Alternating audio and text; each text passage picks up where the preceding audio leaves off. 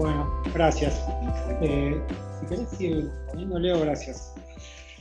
Bueno, voy a partir un poco de lo que decía Francesco. Me parece que el desafío de los investigadores y en las ciencias sociales en particular es poder distinguir lo nuevo de lo que siempre ha sido así de lo nuevo, ¿no? Muchas veces tendemos a querer mostrar que en realidad todo es como en realidad ya fue, o que todo es nuevo, y el desafío es poder identificar qué es lo que cambia y lo que se mantiene. Y en las palabras de Francesco creo que hay una buena entrada para eso, ¿no? Y voy a arrancar con un dato, ¿no? Si querés pasar, Leo, en los últimos 20 meses, desde medio discrecionalmente, tomo desde principios de 1921, tuvimos 7 elecciones presidenciales en América Latina. Se votó en febrero de 2021 en Ecuador y en El Salvador, después en abril, primera vuelta, junio en Perú, después tuvimos elecciones en Honduras, en Chile tuvimos también 2 vueltas, después se renovó la presidencia en Costa Rica en 2 vueltas, y después en Colombia. Esos fueron los 7 casos últimos de renovación presidencial. Bueno, ¿qué encuentran ahí como elemento común? Seguramente hay varios. Hay uno que suele destacarse, y es que, en principio, lo primero que se ve es que no hay una ola ideológica, ¿sí? No hay una comunidad de, como se planteaba antes, la ola de izquierda, la ola de derecha, digamos, hay variedad, hay algunos presidentes que han ganado con discursos o retórica de izquierda, pero también está Lasso, que era la centro-derecha, y hay otros más difíciles de identificar, como Bukele en Ecuador o Chávez en Costa Rica. Sí suele marcarse que en los 7 casos ganaron opositores, ¿sí? Y eso es lo que en general se destaca. No ese es el punto que quería marcar ahora, aunque podemos volver después sobre eso. El punto que quería hacer es que en los 7 casos son presidentes que se presentaron a través de partidos nuevos, ¿sí? Partidos todos con menos de 5 años de antigüedad, casi todos, en general creados por los mismos candidatos o sus esposos en algunos casos. ¿Querés pasar, Leo? Si vemos los partidos, ¿sí? Ahí tenemos el año de formación, son todos partidos muy recientes, ¿sí? Y muy identificados con el emprendedor, ¿no? Acá aparece esta figura de la que se habla allí en Europa, el partido emprendedor, ¿no? Un líder que forma su partido especialmente para presentarse elecciones, o que utiliza una estructura recientemente creada para presentarse elecciones. Hagamos la prueba de decir, bueno, en Colombia, ¿quién ganó en la última elección en Colombia? Nadie va a decir ganó Colombia Humana, ¿sí? O nadie va a decir ganó Creo en Ecuador, y podemos seguir con los ejemplos, ¿no? Como sí, de pronto puede decirse ganó el peronismo en Argentina, o a cierto punto uno podría decir puede ganar el PT en Brasil. En todos estos casos, el triunfo refiere estrictamente a una persona, quizá en la excepción en algún punto de Chile, ¿sí?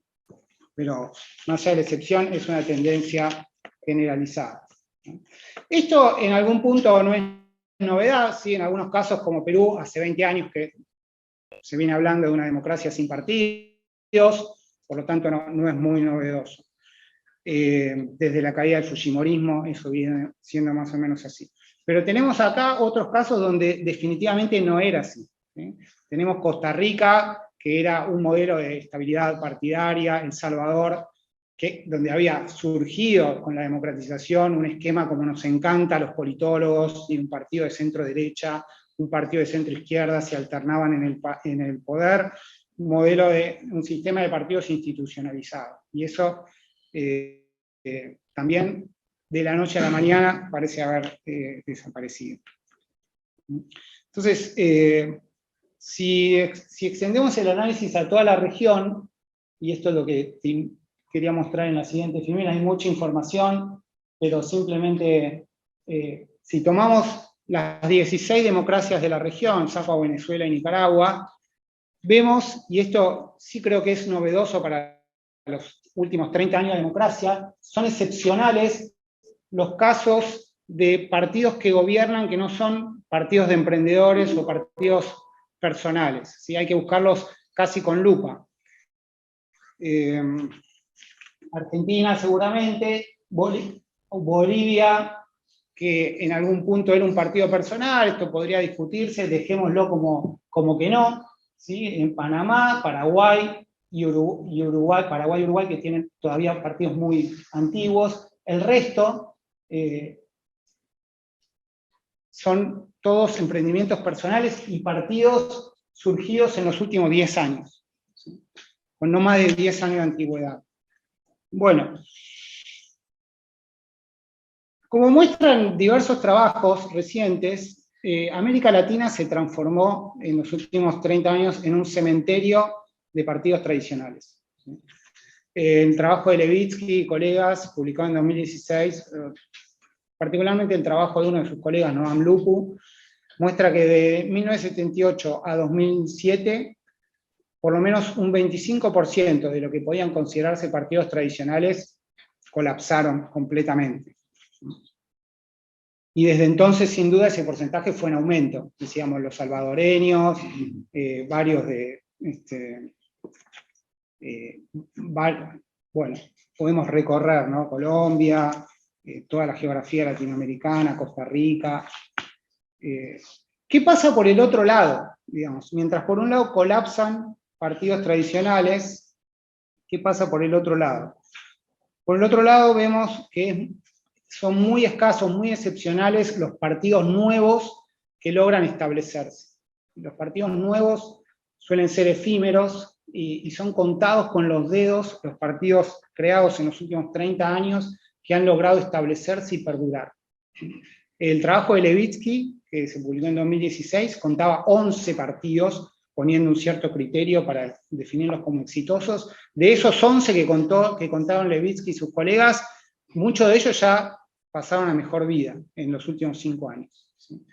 El reciente trabajo de Juan Pablo Luna y colegas, que está más actualizado, agrega ahí a Morena, al PRO en Argentina. Si vemos la siguiente filmina, serían los partidos nuevos, el anterior, Leo. Son rarísimos los casos, esos son los que contaba Levitsky, y vemos que ya muchos los puse en signo de preguntas, porque Arena y el Farabundo Martí, que eran partidos nuevos exitosos, la última elección no sacaron nada en El Salvador. Otros como, no sé, el PSDB brasilero, o el Partido por la Democracia chilena, o el PRD mexicano en menor medida, o el Partido Acción Ciudadana costarricense, que la última elección no sacó un diputado, muestran lo efímero que son la mayoría de los partidos nuevos. Entonces, si partimos del siglo XXI, ya son 22 años, los únicos 2 partidos que podríamos considerar exitosos nuevos son el PRO en Argentina y Morena en México, que en realidad hasta ahora es poco más que un partido personal. Veremos qué pasa. Argentina no es el mejor lugar para mirar esto, es una excepción en toda la línea, ¿sí? En principio, en apariencia por lo menos. Gobierna un partido viejo y la principal oposición está compuesta por un partido más viejo todavía y por el único partido nuevo exitoso, ¿sí? Exitoso en el sentido de que durante varias elecciones obtiene buenos porcentajes de votos, ¿sí? Y que no parece ser estrictamente dependiente de la personalidad fundadora. Pero sí es un lugar que tiene que mirar con atención lo que pasa alrededor, ¿sí? Obviamente Chile, hasta hace 3 años, 4 años, era el modelo de estabilidad partidaria, ¿sí? ¿Qué pasaba? Por abajo, como habían mostrado varios investigadores, ya los partidos no le interesaban a nadie, no tenían arraigo social y simplemente mantenían la estabilidad en la competencia. Si preguntamos, como muestran muchas encuestas de Argentina, el 75% de la población no se identifica con un partido político y está de acuerdo con frases tales como los políticos solo gobiernan para sí mismos, etcétera, etcétera. Entonces, la estabilidad en la competencia no siempre revela arraigo social, para nada. Entonces, si pasás, Leo, hay algo que ya sabíamos, hay algo que sabemos hace mucho, lo decía Francesco, los estudios de Peter May, Katz, también se han hecho para América Latina. los partidos son algo ajeno para la gente. Los partidos están en el Estado y son la cara del Estado frente a la sociedad. No son una cara de la sociedad para expresarse frente al Estado, ¿sí? Los partidos son en todo caso, o hace mucho sabemos que son un mal necesario para que funcione la democracia, una suerte de servicio público, como se definió en varios trabajos. Pero esto, lo que estamos viendo en los últimos años es que esa situación puede subsistir, en muchos países europeos es así, y sin embargo en Alemania gobierna la socialdemocracia, en España gobierna el PSOE, en Países Bajos y en Bélgica gobiernan los liberales, en Dinamarca y en Noruega gobiernan los socialdemócratas, etcétera, etcétera. Muchos partidos antiguos subsisten no porque la gente los ame, no porque los quiera, sino porque se legitiman como actores de gobierno, quienes gobiernan la democracia, no porque la gente se sienta muy representado por ellos. Sin embargo, al perder arraigo social, los partidos quedan vulnerables, quedan frágiles, quedan expuestos. ¿A qué quedan expuestos? A la legitimidad que les da la gestión de gobierno. Si son agentes de gobierno, subsistirán en la medida en que se los reconozca como buenos gestores de gobierno. Por eso digamos, dime cómo es tu gobierno, cómo es evaluado tu gobierno y te diré qué posibilidades tienes de sobrevivir. Como los gobiernos en América Latina suelen ser mal evaluados últimamente, los partidos no tienen red, digamos, perecen, se extinguen fácilmente. Quiero decir, la tengo acá al lado a Jennifer Sir, que hizo un extraordinario trabajo mostrando cómo muchos sobreviven, persisten y esperan su oportunidad para regresar. Recomiendo mucho el libro de Jennifer y sus trabajos, pero muchos colapsan también, perecen y ya no vuelven. Entonces, voy a ir, estamos... bueno. Pasa, Leo, por favor. Lo que vemos es que los partidos recurren, los que pueden y son hábiles y son flexibles, porque hablamos de los outsiders, ¿no? Ante esta situación. ¿Qué pasa? Vienen los outsiders. Metemos a todos los outsiders en la misma bolsa. En realidad está el outsider bueno, digo yo, el outsider que en realidad es lo que Miguel Carreras en un trabajo llama el amateur. El amateur es cuando los partidos son lo suficientemente flexibles como para incorporar personas representativas. Obviamente los partidos no son representativos. ¿A quién puede sentirse representado por personas que hacen política todo el tiempo? Entonces los partidos recurren hábilmente a personas más representativas, del ámbito del deporte, del espectáculo, del periodismo, y eso lo vemos todo el tiempo, y eso fortalece a los partidos, los oxigena. Donde los partidos conservan capital político, pueden incorporar esas figuras. Donde los partidos pierden capital político, las figuras representativas, inclusive algunos políticos que conservan cierto capital, prefieren irse de esos partidos y armar algo diferente. Y eso es lo que Carrera llama los disidentes, los mavericks. Y a eso los pondría en la misma línea que los full outsiders. El full outsider es alguien poco común, que no tiene experiencia política, no hizo política partidaria y aparece formando un partido nuevo. Lo que tenemos cada vez más son los mavericks, digamos, los disidentes, ¿sí? Puede ser Uribe en Colombia, o puede ser López Obrador en México, y cantidades, digamos, es lo recurrente de los emprendedores, o Bukele en El Salvador, ¿sí? Hicieron política mucho tiempo en un partido tradicional, y en un momento en que el partido está en crisis, se llevan su capital personal para formar ese nuevo instrumento. Bueno, uno podría decir, este es un nuevo esquema de representación política. Los latinoamericanos rechazan a los partidos, a las organizaciones estables, y lo que buscan son personalidades, esto no sería tan nuevo, ¿no? Buscan personalidades con quien conectar, ¿no? Y ese sería quizá el nuevo patrón, ¿no? Los partidos de emprendedores que dependen para su subsistencia del capital político de sus fundadores. Lo cierto es que estos partidos tienen fuertes implicancias para distintas cuestiones en las que no voy a entrar. Digamos, hace mucho sabemos que la calidad democrática va de la mano de sistemas institucionalizados, de partidos sólidos, inclusive la estabilidad económica se ha mostrado que tiene correlación con un sistema de partidos institucionalizado, estable, predecible.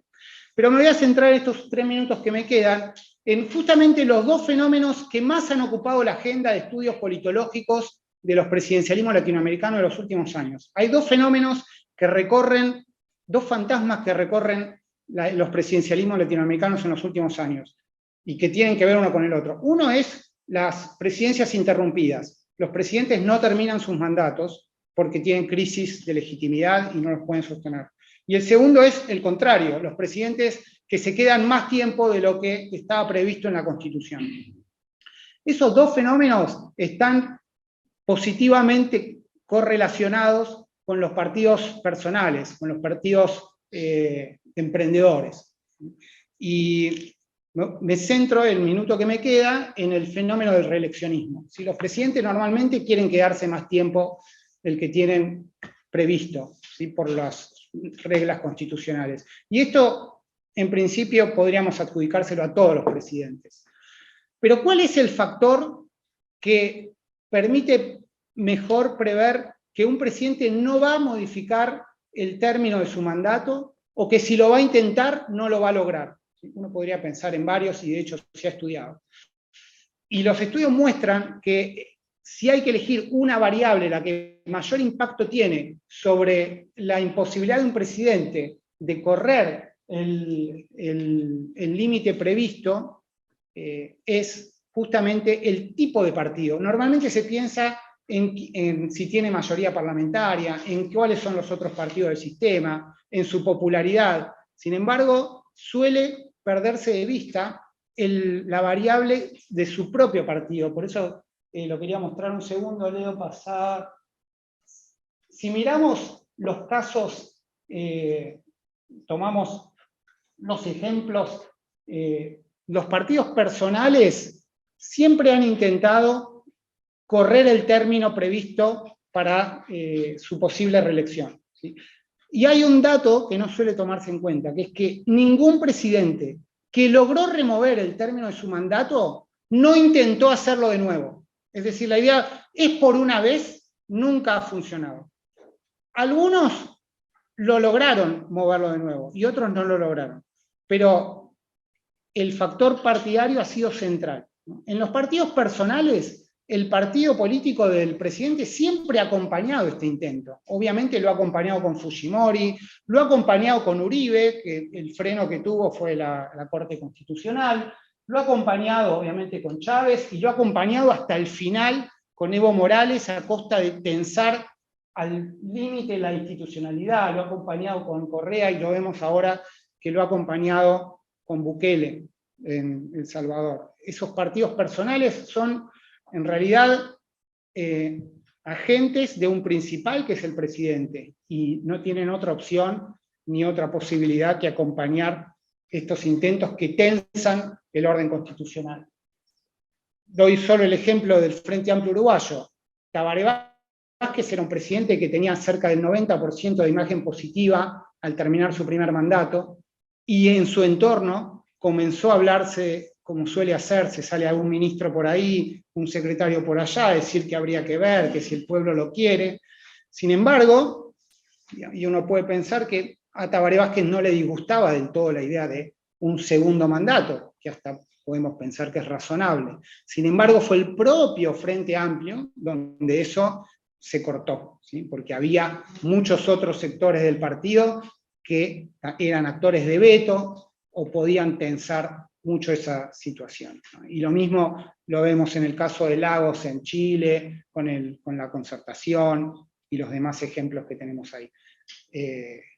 Presidentes que tenían enorme popularidad y mayorías legislativas fueron frenados, más allá de que lo hayan intentado. El caso de Menem en Argentina, cuando va en su segundo mandato, también es claro, ¿no? Quien rompe esa posibilidad, más allá de la oposición, es desde el propio peronismo, y no quiero entrar en una discusión, pero en el caso de Cristina Kirchner en 2013, cuando también se había empezado a hablar de la reelección, son sectores del propio peronismo. Es decir, donde hay una organización política, más allá de sus características, que tiene distintos actores con poder, la posibilidad de romper el límite del mandato es mucho menor.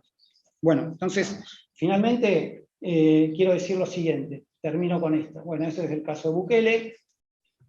La democracia en América Latina tiene un enorme dilema. Hoy todos sabemos que la democracia necesita de partidos fuertes, hay un montón de frases, los académicos las repiten, desde 1940, cuando Jack Schneider decía que la democracia es impensable, salvo en términos de partidos políticos, hasta hoy, con los libros de Mainwaring para América Latina, o yo ahí puse una frase de Shapiro y Rosenbluth, que la democracia necesita partidos fuertes y estables, es casi un sentido común, ¿sí? Sin embargo, los partidos no se forman por naturaleza. Si no hay nada, nosotros estábamos acostumbrados a que los partidos estaban ahí, inclusive en Argentina, ¿sí? Nacíamos con los partidos, en Italia estaba la democracia cristiana, estaba el Partido Socialista, estaba el Partido Comunista, siempre habían estado y siempre iban a estar. Como decía Lipset y Rockham en los años 60, los europeos votaban partidos más viejos que ellos, ¿sí?